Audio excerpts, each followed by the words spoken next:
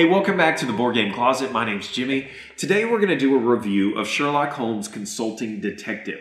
Now, this is a game unlike anything else that we've ever reviewed on this channel. It's not a board game. It's not a card game. It's a thinking game, a conversational game. And so in this game, you can play it one person, you can play up to 8 people, and you all basically sit around a table and you read a mystery. And you play one of Sherlock Holmes's irregulars, one of the guys in the Baker Street dudes that are running around and trying to give Sherlock Holmes information. And so in this game, Sherlock Holmes has already figured out the case, but he wants to see how good you can do. And so you run around the town following leads the best that you can, taking notes and trying to figure out the mystery. And when you think you're ready, you're going to compare your answers to Sherlock Holmes's answers and figure out who scored the best. Now, of course, you're not going to beat Sherlock Holmes because he is the best, but you can see how close to his score that you could get. And so let's take a look and see what you get in the box.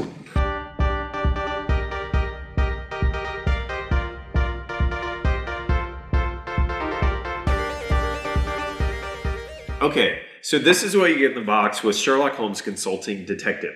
You're going to get a rule book. You're going to get a London directory that just has names and addresses basically in it. You're going to get a set of newspapers, which is really, really cool. I love this. Large newspapers, two-sided, packed full of information, stuff you have to dig through. You get a map of London, okay, that is divided into sections, right? So there's these large sections that are southwest, east, all this kind of stuff. And so you can kind of see how that is divided up. And then you're going to get 10 cases. Now, right out of the gate, here's the first negative to this game is once you play this game, you know the mystery, and so it's over. So the price of admission is a one-time fee, and you're not going to get to play this game again. You could gift it. You could oversee it and let other people play it. There's lots of ways to get some more money out of this game. You could sell it, trade it, whatever you want to do. But ultimately, my opinion on that right out of the gate is 10 cases. 10 times I get to sit down with my family and friends and play this game.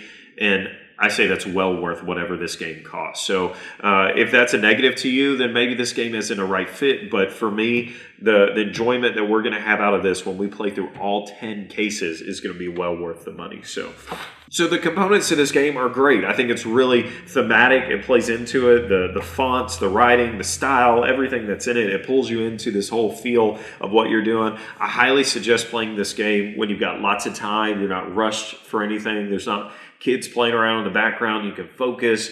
Our plan is to do this at family gatherings, once or twice a year. So I'm going to really extend the life of this game. But for me, I just think that the components totally play into what you're supposed to be doing, solving these mysteries. So how do you play the game? It's really, really simple. There's not a lot of complex instructions to the game. Basically, you're just going to dive into it. You get a case book that's going to tell you the scenario for the game, right? And so at the beginning, it tells you the case. I actually recommend passing this around. So have somebody read it, but then pass it around and let other people look at it because the font might be a little hard to read, and sometimes it's not easy to understand or comprehend, at least for me. When I hear somebody else talking, telling me a story, sometimes I need to read it for myself, and I'll pick up a lot. So a lot of times what we'll do is read it and then pass it around and let other people see it.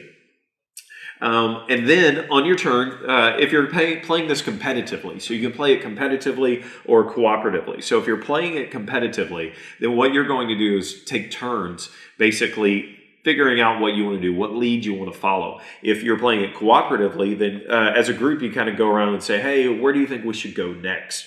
And so then what you do is you just look up places that you want to go. And so on the map, it tells you location. So here's Southwest or SW 19. And so you would look actually in the case and you'd say, okay, we're going to Southwest 19. And why would you go there? Because you want to find somebody. So you look through this little directory and it says, hey, John Doe is at 19 Southwest. So you go there, you say, hey, we want to interview John because he sounds suspicious. And so you look up in the book and you say, okay, here's 19 Southwest. And then you read the little script that's there. Sometimes it tells you nothing. Sometimes it tells you something that you already knew. Sometimes it tells you something that I don't want to tell you anything else, but it tells you information. And then out of that, then you kind of decide, okay, that's a dead end or maybe that's not going to help us. So let's go somewhere else. And so you go somewhere else and you look it up. There's a newspaper, which is really cool. And so there's all kinds of information crammed in here that you could find.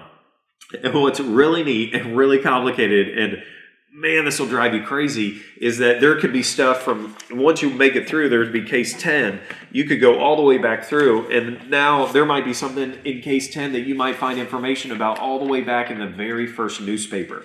And so as you progress through the cases, it kind of ties into stuff that you might have already read, and you say, wait, I remember, I think that there was something about that way back, and then you start digging through the newspaper, and you start looking up stuff, and you're like, yeah, it's down here, and then you start going and exploring stuff and figuring things out. And so man, is this a great game. I just love it. I love everything about it. This gets a green die for me. I say go buy this game, add it to your collection.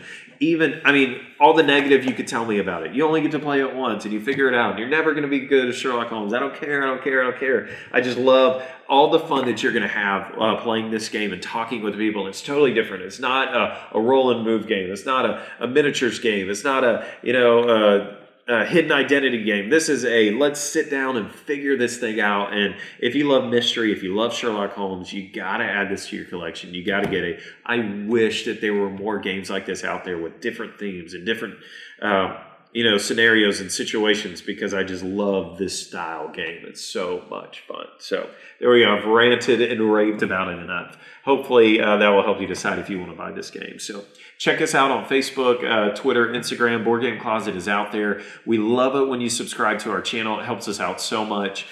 Thanks for watching.